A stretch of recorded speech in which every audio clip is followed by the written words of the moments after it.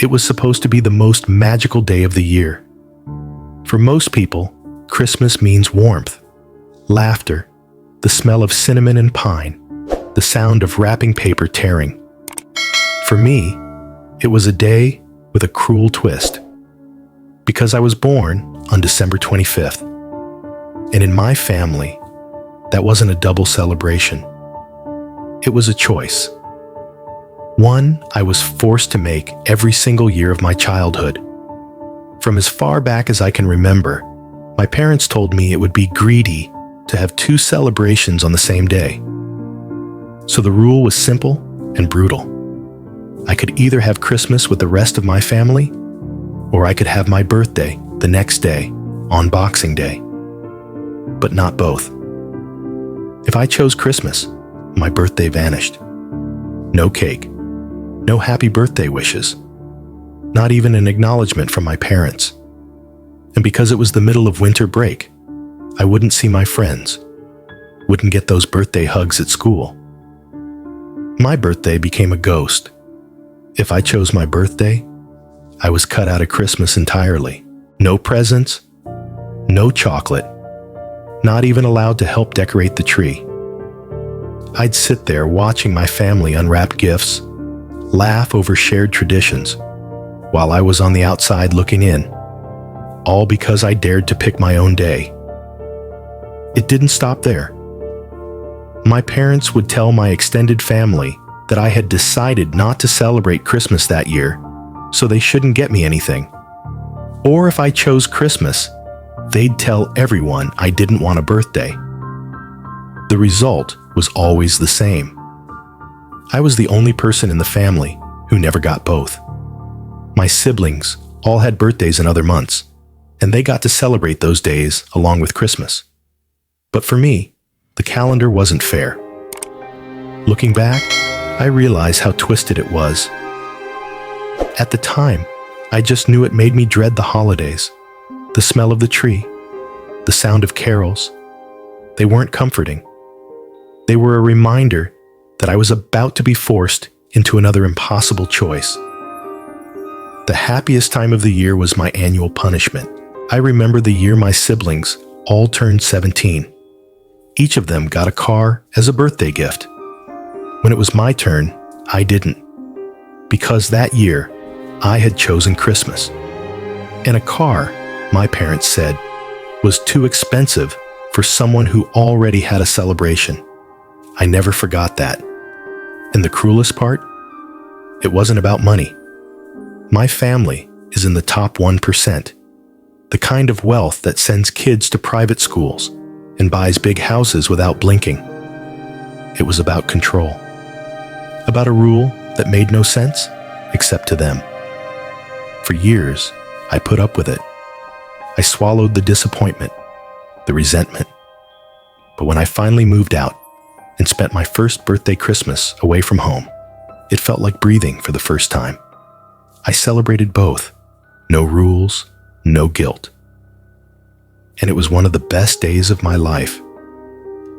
Then, during the pandemic, my family suggested a Zoom call for Christmas. My mother, without missing a beat, said, "Well, I guess you'll have to choose. Join the Christmas call, or we'll call you on Boxing Day for your birthday." That was it. Something inside me snapped. I told her, told all of them, that they were assholes, that they had ruined my childhood with this ridiculous, hurtful rule. I didn't yell because I wanted drama. I yelled because it was years of hurt boiling over in one moment. And the response? My brothers called me selfish. My aunt said I should apologize because it was Christmas. And for a second, I almost considered it. Almost convinced myself that, once again, I was the problem. But the truth is, I wasn't asking for double the gifts. I wasn't asking for anything my siblings didn't get. I just wanted what every child wants: to be seen, to be celebrated, to be allowed to exist fully on the day they were born. As a kid, I would have been happy with just one present for both occasions if it meant I could still share in the joy of Christmas and have a birthday cake with my name on it. But they never gave me that. Instead, they gave me isolation, dressed up as tradition. And the older I got, the more I realized this wasn't about teaching me humility. This was about taking something away from me every single year and calling it fairness. It was a lesson I never asked for, and one I'll never pass on. The holidays, for me, became a kind of countdown, not to joy, but to the moment I'd have to decide which part of myself to erase. And that does something to you. It changes the way you see family, tradition, even love. When I finally stood up and said, "No more," it felt like reclaiming a part of myself I didn't even know I'd lost. I don't know if I'll ever get an apology from them. I don't know if they'll ever see it from my perspective, but I know this. I'll never again apologize for wanting to be treated like I matter. So, am I the asshole? Because in my heart, I know the answer.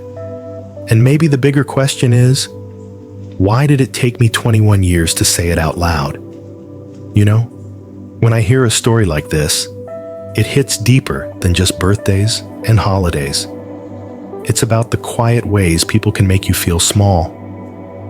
The traditions that look harmless from the outside but chip away at you over time. It's about the way a child will accept anything if it's presented as normal, even if it's deeply unfair. The holidays are supposed to bring families closer. But if your traditions hurt someone year after year, then what exactly are you celebrating?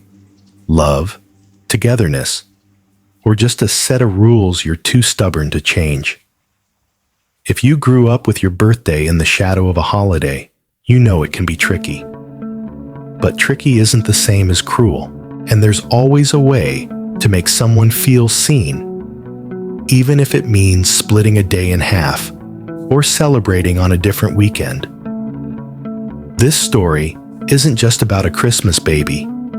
It's about the courage it takes to stand up to family patterns that never made sense, and the freedom that comes when you decide the old rules don't apply to you anymore.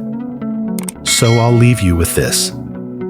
If someone you love was born on a day that's already special for everyone else, will you make the effort to make it special for them too? Or will you make them choose which part of their life they're allowed to celebrate? Because in the end, no one should have to choose between being part of the family and being celebrated for simply being alive.